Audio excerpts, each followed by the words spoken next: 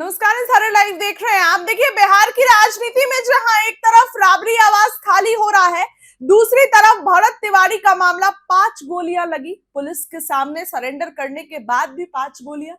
सम्राट चौधरी को दिल्ली बुला लिया गया है। बिहार के मुख्यमंत्री सम्राट चौधरी आज दिल्ली रवाना होंगे। एकाएक सम्राट क्यों दिल्ली रवाना हो रहे हैं?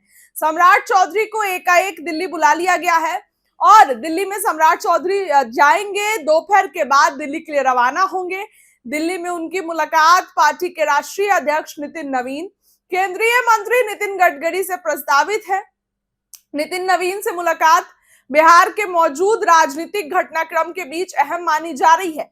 खास करके भरत तिवारी मामले के बाद राज्य की राजनीतिक स्थिति पर भी चर्चा होने की संभावना जताई जा रही है, क्योंकि इस कांड से सरकार की भद्द पिट रही है। अपने ही लोग सरकार पर सवाल उठा रहे हैं। बीजेपी में टूट की खबरें जो मैं बता रही हूं, आनंद मिश्रा से लेकर मिथिलेश तिवारी और लखिंदर पासवान, तमाम बीजेपी के बड़े बड़े नेता, मंत्री पद के नेता सम्राट चौधरी की पुलिस पर सवाल उठा रहे हैं। विपक्ष ये कह रहा है कि सम्राट चौधरी जी ने पुलिस को खुली छूट दी। तो भैया, खुली छूट दी तो आप समझिए, तो अब ऐसे में सरकार के साथी भी सरकार के विपक्ष में है।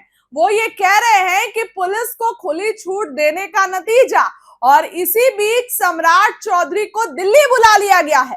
आज दोपहर के बाद सम्राट चौधरी दिल्ली के लिए रवाना होंगे और इस दिल्ली रवाना होने में सम्राट चौधरी तमाम तरीके की राजनीतिक गतिविधियां तेज हो रही है। नितिन नवीन से मुलाकात बिहार के मौजूदा राजनीतिक घटनाक्रम के बीच अहम मानी जा रही है।